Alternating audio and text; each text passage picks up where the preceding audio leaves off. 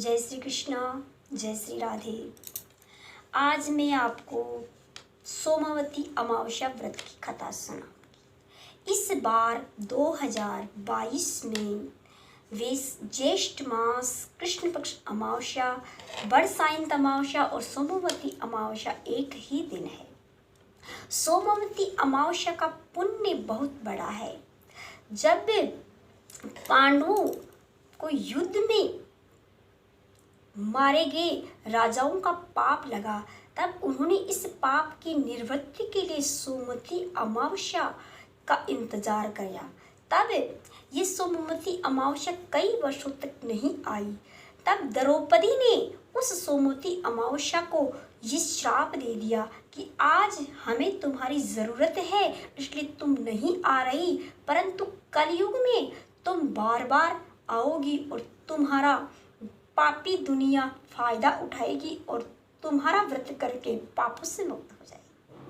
इसलिए ये जो कलयुग में सोमवती अमावस्या आती है, ये मृत संजीवनी अमावस्या है।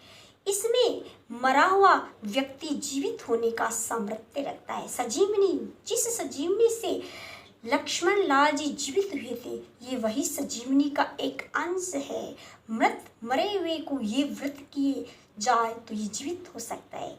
जैसे उत्तरायण ने इस व्रत को किया तो उसके गर्भ में मरा हुआ परीक्षित राजा पुनर्जीवित हो गया था। इसीलिए जैसे सोमा धोवन के प्रभाव से गुणवती का पति पुनर्जीवित हो गया था, जैसे सोमा का पति मर गया था परंतु उसके व्रत के प्रभाव से वह पुनर्जीवित हो गया था, इसी प्रकार इस व्रत से अगर संसार की कलयुग में स्त्री पुरुष जो भी इस व्रत को जिस कामना के लिए करे उसको पुनर्जीवित करने का सामर्थ्य रखता है। इसलिए ये व्रत हमें अवश्य करना चाहिए।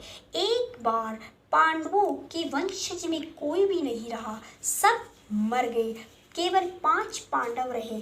तब पिंड दान करने वाला कोई नहीं रहा। तब पितामह ने धर्मराज युधिष्ठिर से कहा कि हे युधिष्ठिर, तुम सोमवती अमावस्या का व्रत करो और कुंती, द्रौपदी, सुभद्रा और उत्तरा को भी इस व्रत को कराओ। इसके व्रत से तुम्हारा मरा हुआ पौत्र पुनर्जीवित होगा और तुम्हें वंश में पिंड दान करने वाला मिल जाएगा।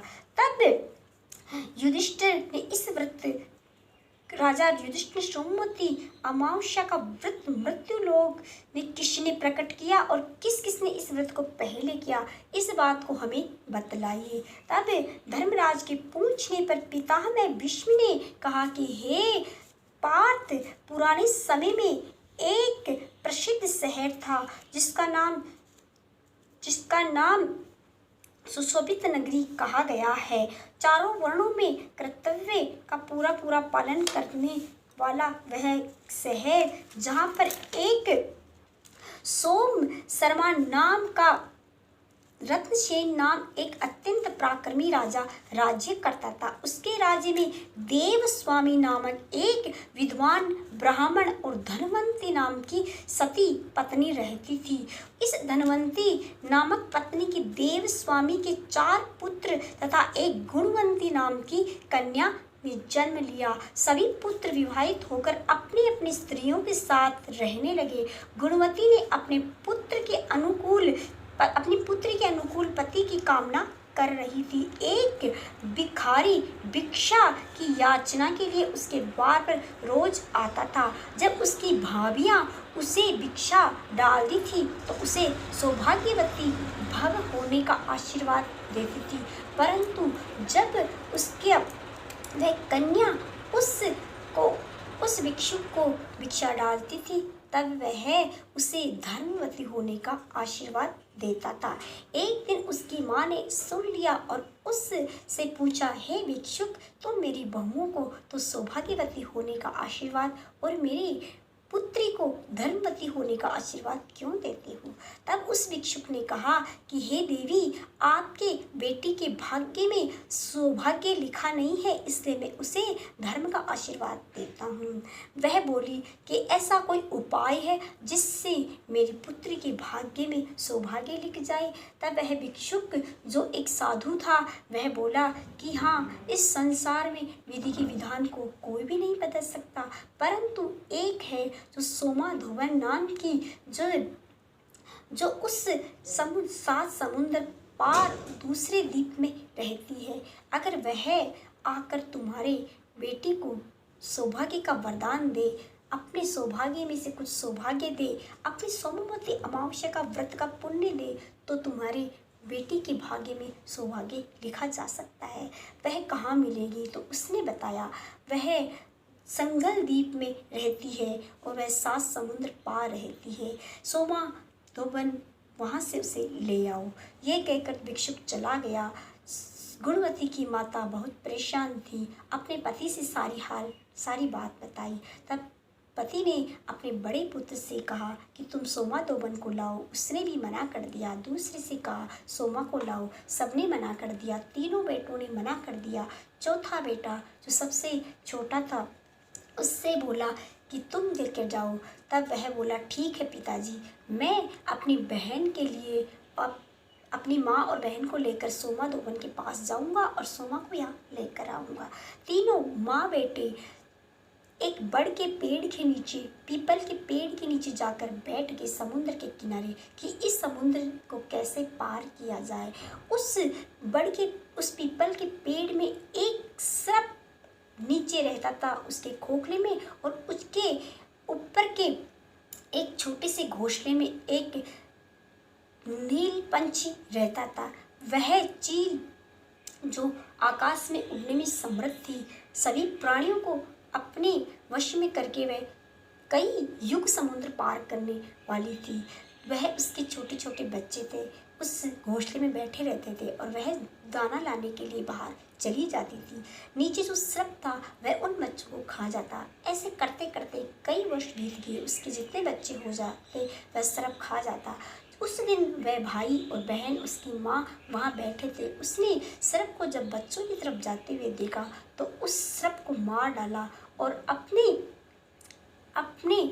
चद्दर के नीचे रखकर सो गया। तब वह चील ने देखा कि मेरे बच्चों को मारने वाली यही है, मैं इनको मार डालूंगी। वह उनके पास आई और बोली आज तक आप लोगों ने मेरे बच्चों को मारा है, आज मैं आपको मार दूंगी। तब उसके बच्चे ने वह बोले कि हमने आपके बच्चों को नहीं मारा, आपके बच्चों का दुश्मन तो ये मेरे तकिए के नीचे बैठ है। सर्प निकाल के दिखाया। चील समझ गई कि ये सर्प इसी पेड़ में रहता था। वह प्रसन्न हो गई, बोले आज से तुम मेरे धर्म के भाई हो। तब वह छोटे छोटे बच्चे बोले कि हम सब खाना खा रहे हैं और वह तीनों प्राणी भूखे बैठे हैं। तब उस चील ने अपने दानों में से कुछ दाने उन तीनों प्राणियों को दिया और कहा भोजन कर लो, सवेरे तुम्हें जहाँ जाना है मैं वहाँ तुम्हें पहुँचा दूँगी। सोमा धोबन के पास तुम जाना चाहते हो तो मैं 7 समुद्र पार करके तुम्हें अपने पंखों पर बैठा कर ले जाऊंगी।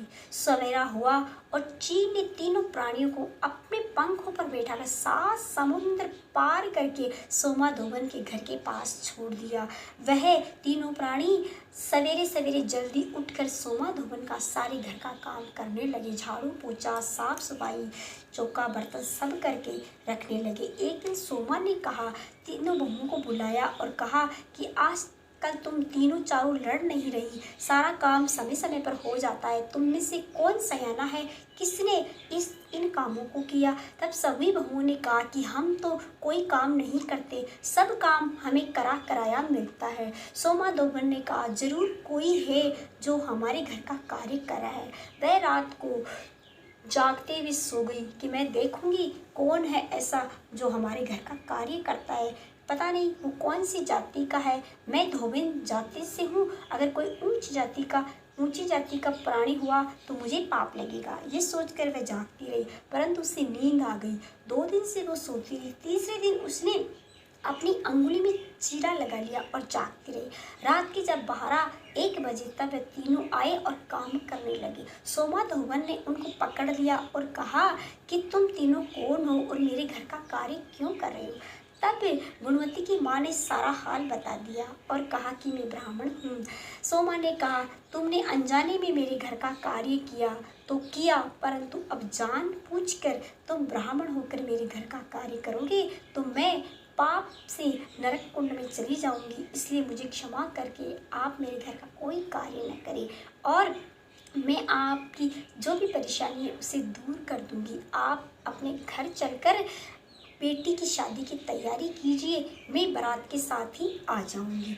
तब तीनों घर चले गए। सोमा ने उन्हें एक विमान भेजा, उस विमान पर बैठकर वो चले गए और जाकर लड़का अच्छे कुल का, अच्छे वर्ग का, ब्राह्मण कुल का लड़का देखकर उस गुणवती के लिए विवाह की तैयारी कर रहे थे।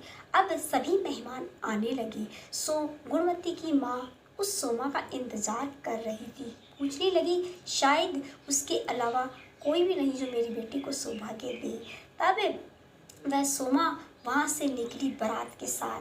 तो बारात रास्ते में चलते चलते आ रही थी तो एक पेड़ जो काफ़ी वर्षों से पुराना था और सूखा था वह गिरने वाला था। तब उस पेड़ के नीचे बारातियों ने विश्राम करना चाहा। सोमा धोबन ने बुढ़िया का रूप धरा और कहा कि इस पेड़ के नीचे आप सब बैठते हो तो बैठ जाओ, परंतु बींद को बिल्कुल मत बैठने देना क्योंकि यहाँ पर प्राण संकट में पड़ सकते हैं।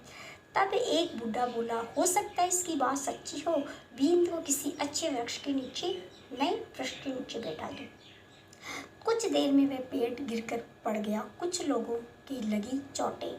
आगे चलकर नदी में स्नान करने लगी बारात। तो स्नान करते हुए सोमा ने कहा कि सब लोग स्नान कर लो, परंतु दूल्हे के तो हाथ पैर ही दुखा दो क्योंकि इस नदी में तूफान आ सकता है। सब लोगों ने स्नान किया, दूल्हे को नहीं कराया गया। कुछ के पानी में बहने लगे, बहते बहते बच गए। थोड़ी देर बाद में जब वह घर पहुंची बारात तो जहाँ पे तोरण सिहारा होता है वहाँ पर एक सुंदर सा पक्का मोड़ा बनाया गया। वहाँ पर अच्छी बंदरवार और अच्छी तोरण की तैयारी की गई। तब सोमा धोबन बोली कि इस पक्के मोड़े पर तोरण मत मरवाना, जो फूलों का कच्चा मोड़ा बनाया जाए और उस पर तोरण बींद को मरवाया जाए, तब बींद सुरक्षित रहेगा। सबने सोचा कि ये औरत जो बुढ़िया का रूप धर के आई है ये क्या चाहती है, ये बुरी बुरी बातें क्यों बोल रही है। एक बूढ़े आदमी ने कहा, हो सकता है इसकी बात में सरस्वती विराजमान हो, इसलिए हमें कच्चे मोड़े पर ही बींद को तोरण मरवाना चाहिए। कच्चे मोड़े पर बींद को तोरण मरवाया और उधर पक्का मोड़ा टूटकर गिर गया। किसी के पैरों में हाथों में चोट लग गई। आगे चलकर जब फेरों में बैठने लगी तो सोमा ने गुणवती की माँ से कहा कि मैं आ गई हूँ। गुणवती की माँ सोमा को देखकर प्रसन्न हो गई। सभी बहन बेटियाँ सोचने लगी कि ये ऐसी कौन सी स्त्री है, इसके आने से हमारी भाभी इतनी प्रसन्न हुई है और हमारे आने से इतनी प्रसन्न नहीं हुई, कौन हो सकती है। सोमा ने कहा, हे गुणवती की माँ से कहा, हे भाभी, तुम्हारे घर में जितने भी बर्तन हैं उन सबको जल से भर दो और मुझे रोली मोली चावल अक्षत पुष्प सब एक पानी का कलश लाकर दो। मैं तुम्हारी बेटी की शादी के समय फेरों में साथ ही बैठूंगी। तब फेरे होने लगे और सभी सामग्री उसे सोमा को दे दी गई। सभी बर्तनों को पानी से भर दिया गया। फेरे होने लगे, 3 फेरे ही हुए और चौथे फेरे में बींद का दिल घबराने लगा, जी घबराने लगा, चक्कर आने लगा, वह बेहोश हो गया। सब ने कहा, पानी लाओ, पानी लाओ। किसी भी बर्तन में पानी नहीं मिला, सारे बर्तनों में पानी समाप्त हो गया। अब क्या करें। बींद को घबराहट हुई और बींद के प्राण निकल गई। हाहाकार मच गया, सब रोने लगे, ये क्या हुआ, ये क्या हुआ। बींद की मृत्यु हो गई, दूल्हे की मृत्यु हो गई। अब सोमा ने अपने घोड़े के नीचे जो कलश रखा था, जो सामग्री रखी थी पूजा की एक थाली में, वह बाहर निकाली और वह सोमा धोबन के प्रभाव से उस कलश का पानी खाली नहीं हुआ और उस कलश में से सोमा ने जल का छींटा मारा। अपने कोई से काजल और चिटकी से मेहंदी निकालकर उस दूल्हे को छींटा दिया। उसके प्राण वापस आ गए। उस कलश में से उस जल उसके मुख में डाला, वह जीवित हो गया और खड़ा होकर बैठकर बोला कि मुझे क्या हो गया था। सबने कहा, तुम्हारी मृत्यु हो गई थी, परंतु सोमा के प्रभाव से तुम पुनर्जीवित हो गई। आज मृत्यु संजीवनी व्रत का इसने तुम्हें पुण्य दिया है, इसलिए तुम जीवित हुई। सोमा ने कहा, आज तक जो व्रत मैंने किया वह इस गुणवती कन्या के वर के लिए दे रही हूँ, आगे जो मैं व्रत करूँगी अपने परिवार के लिए। जब सोमा ने अपने सोमवती अमावस्या का व्रत का पुण्य गुणवती को दिया, तब गुणवती का पति तो जीवित हो गया, परंतु उसके पति, उसके बेटे, उसके जमाई, उसके पोते दोहिते सब सिंघल द्वीप में मर गई। वह आई थी तब अपनी बहुओं से कह के आई थी, मेरे जाने के बाद अगर किसी की मृत्यु हो जाए तो मेरे आने से पहले उसका अंतिम संस्कार मत करना। तो बहुओं ने सोचा माँ को आने के बाद ही अंतिम संस्कार किया जाए। सब ने उसके कहे अनुसार कुछ नहीं किया। अब सोमा को पता था कि उन सब की मृत्यु हो गई, इसलिए वह जाने के लिए तैयार हुई। गुणवती की माँ ने गुणवती को विदा करके सोमा का बहुत मान सम्मान किया और कहा, मैं तुम्हें अपने घर में रखना चाहती हूँ, तुम्हारा सम्मान करना चाहती हूँ, तुम्हें बहुत कुछ उपहार देना चाहती हूँ। सोमा ने कहा, मुझे कोई उपहार नहीं चाहिए, अगर तुम मुझे उपहार देना चाहती हो तो मुझे आज ही जाने दो, और अगर तुम्हें देना ही है तो एक मेहंदी का बे मुझे अपने मेहंदी में से भर के दो, ताकि मैं अपनी सभी घर की स्त्रियों को सौभाग्य का दान दे सकूँ। तब गुणवती की माँ ने एक बड़ा कटोरा मेहंदी का भरकर उसके हाथों में लगाया और उसे दान स्वरूप एक कटोरा दिया। सोमा अब सिंघल द्वीप जाने के लिए पुष्पक विमान पर बैठकर सिंघल द्वीप गई। उधर रास्ते में मृत संजीवनी सोमवती अमावस्या का दिन पड़ गया।